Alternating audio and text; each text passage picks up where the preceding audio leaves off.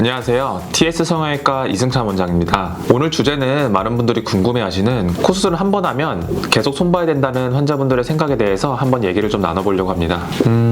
사실 재수술이 필수적이라고 할 수는 없고, 물론 재수술의 케이스도 많고 첫 수술의 케이스도 많지만 재수술을 하게 되는 원인들이 대표적으로 몇 가지가 있어요. 생각보다 환자분들이 많이 걱정하시는 실리콘 보형물을 썼을 때 염증이라든지 염증으로 인한 구축이라든지 이런 일들이 진행돼서 재수술을 받는 분들도 물론 있기는 하지만 생각보다 그런 분들이 재수술 환자분들의 대다수는 아니에요. 보통 여러 가지 케이스가 있겠지만 대표적으로는 모양에 대한 아쉬움이라는 건 내가 원했던 코의 볼륨보다 너무 자연스럽거나 이런 것들을 해결하려고 오시는 분들도 있고, 아니면 반대로 내가 원했던 코보다 너무 조금 수술한 티가 많이 난다거나 나와는 잘 안 어울리는 너무 화려한 코가 됐을 때 그 코를 조금 더 자연스럽게 만들고 싶은 부분이 한 가지가 있겠고, 그런 부분들은 이제 외적인 부분에 대한 불만족이겠죠. 그 외에도 조금 더 이제 문제라고 할 수 있는 휘어 보인다든지 또는 코끝이 떨어져 보인다든지 이런 분들을 개선하려고 오시는 분들이 또 한 부류가 있으시고, 재수술의 이유를 따져보자면 이런 이유들이 있을 것 같아요. 잘 생각을 해보면 결국 제가 말씀드린 이런 일들이 최대한 덜 일어나게끔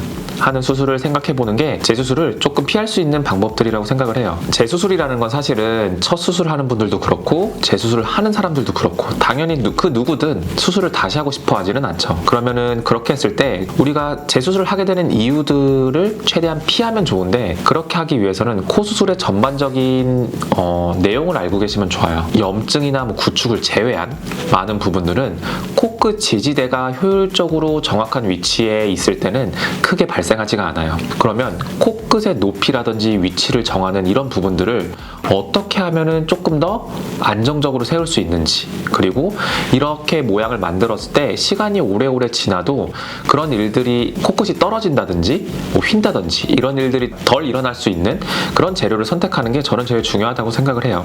그래서 이제 크게는 코끝을 지지할 수 있는 재료들은 여러 가지가 있지만, 흔하게는 비중격과 귀연골, 그리고 늑연골, 또 그 늑연골 속에는 기증늑과 자가늑이 있을 텐데, 저는 첫 수술도 그렇고 재수술도 그렇고 비중격이 정말로 크고 튼튼하지 않다면은 자가늑을 쓰는 거를 가장 추천해드리고 있어요.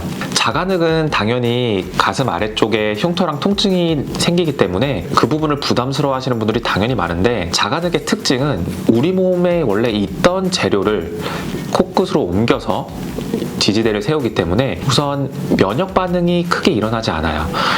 우리 몸의 일부였기 때문에 면역 반응이 크게 일어나지 않으면 그만큼 흡수될 가능성도 떨어지고, 처음에 모양만 잘 잡아둔다면 그 모양이 1, 2년 뿐만 아니라 10년, 20년이 지나서도 크게 변화가 없어요. 재수술 케이스를 많이 하다 보면 첫 수술을 비중격 귀연골로 한 케이스도 있고 기증늑으로 한 케이스도 있고 그 외에 재료를 쓴 것도 있고 자가늑을 쓴 경우도 있지만, 사실 자가늑을 쓴 케이스의 재수술이 현저하게 적고 설령 드물게 자가늑을 수술했었는데 재수술을 하는 케이스가 있다고 하더라도 그 수술은 생각보다 하기가 좀 더 수월하고 모양의 안정성도 조금 더 좋아요. 그래서 코끝 지지대를 잘 고름으로써 제 생각엔 많은 부분들에 대한 리스크를 조금 줄일 수 있다고 생각을 해요. 지금까지 TS 성형외과 이승찬 원장이었습니다.